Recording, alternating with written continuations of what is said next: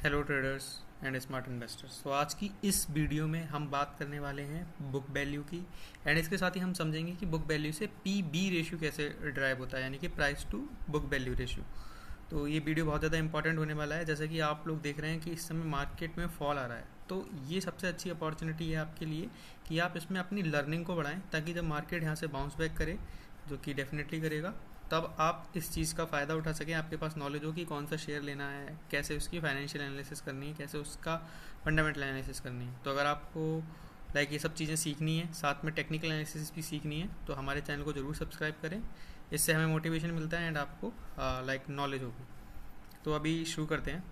अगर हम यहाँ पर आएँ और यहाँ पर हम देख सकते हैं कि बुक वैल्यू बेसिकली होता क्या है। तो मैं अगर बहुत ही सिंपल टर्म्स में आपको बताऊँ, बुक वैल्यू का मतलब ये होता है कि कोई भी जो लिस्टेड कंपनी है स्टॉक मार्केट में, उसके पास कुछ एसेट्स होंगे और कुछ लाइबिलिटीज़। एसेट्स मतलब एसेट्स वो चीज़ होती हैं जो आपको पैसा ला कर दे रही हैं।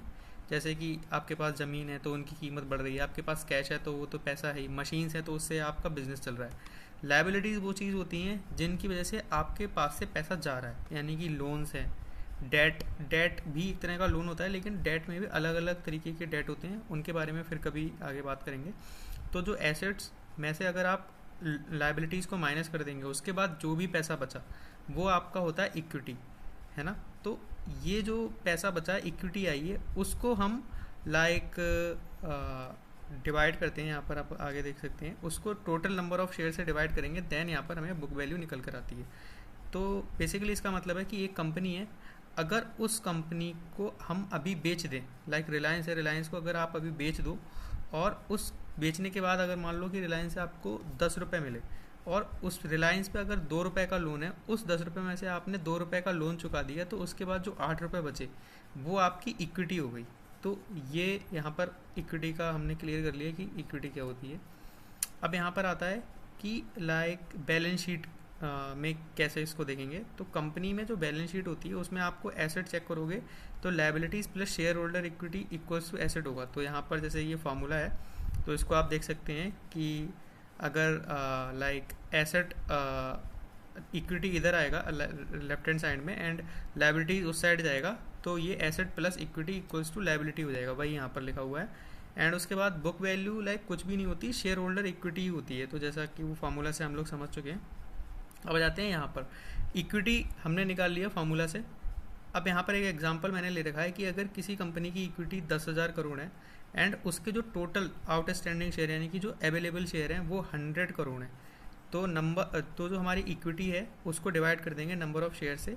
तो यहाँ पर अगर 10,000 करोड़ को 100 करोड़ से डिवाइड करेंगे तो 100 आएगी, तो यानी कि 100 रुपये पर शेयर ये हमारी एक तरह से बुक वैल्यू होगी। तो इसको बोलते हैं बुक वैल्यू पर शेयर।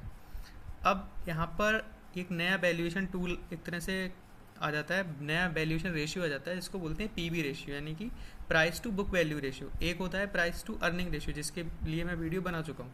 तो price to book value ratio भी यहाँ पर वैल्यूएशन को परखने के लिए, उसको चेक करने के लिए बहुत इंपॉर्टेंट होता है। यहाँ पर इसका फॉर्मूला लिखा हुआ है कि मार्केट का जो शेयर प्राइस है वो एंड बुक वैल्यू पर शेयर, जो कि हमने पीछे कैलकुलेट कैसे करते हैं वो देखा।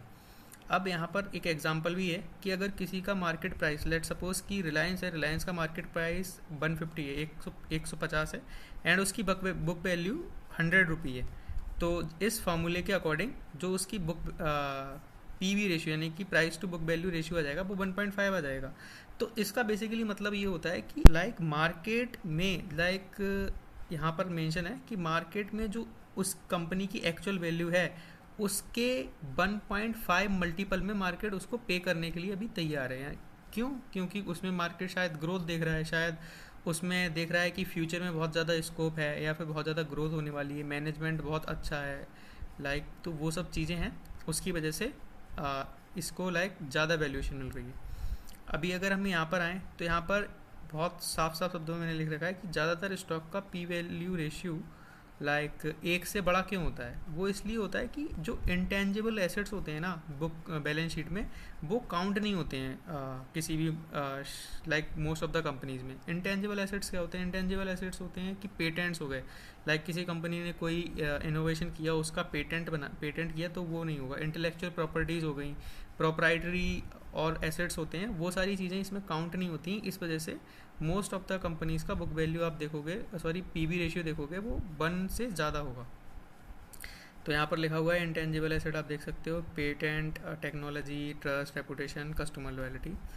अब उसके बाद आ जाता है कि कंपेयर एप्पल्स टू एप्पल, यानी कि जब भी बुक वैल्यू रेशियो के बेसिस पर आप एनालिसिस करोगे तो उसमें जो सेम सेक्टर की कंपनी है उनको ही एक दूसरे से कंपेयर करोगे। लाइक आईटी सेक्टर में टीसीएस, इंफोसिस, विप्रो और जो कंपनी है, तो अगर आईटी सेक्टर की कोई कंपनी है तो उसको अगर आप कंपेयर करना है कि ये लाइक वैल्यूएशन वाइज कैसा है, तो सेम सेक्टर की कंपनी होनी चाहिए। लाइक टीसीएस को आप इंफोसिस के साथ कंपेयर कर सकते हो, वहीं बैंकिंग में आप एसबीआई को आईसीआईसीआई के साथ कंपेयर कर सकते हो।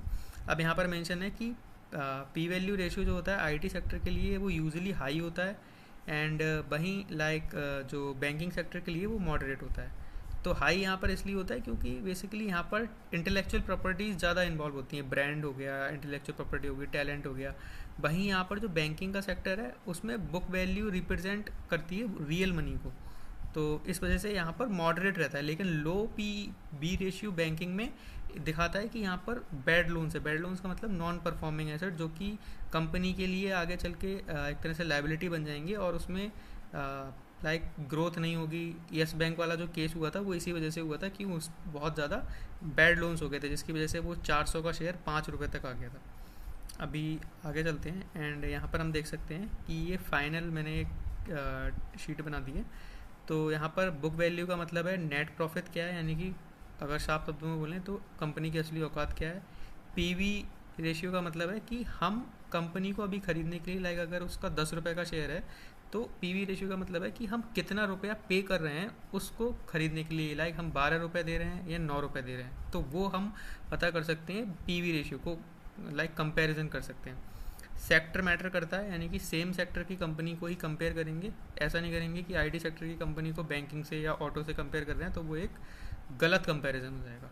तो ये पूरी मेरी लाइक वीडियो थी PV ratio and book value के लिए। अगर वीडियो पसंद आई हो तो चैनल को जरूर सब्सक्राइब करें, वीडियो को लाइक करें। Thank you.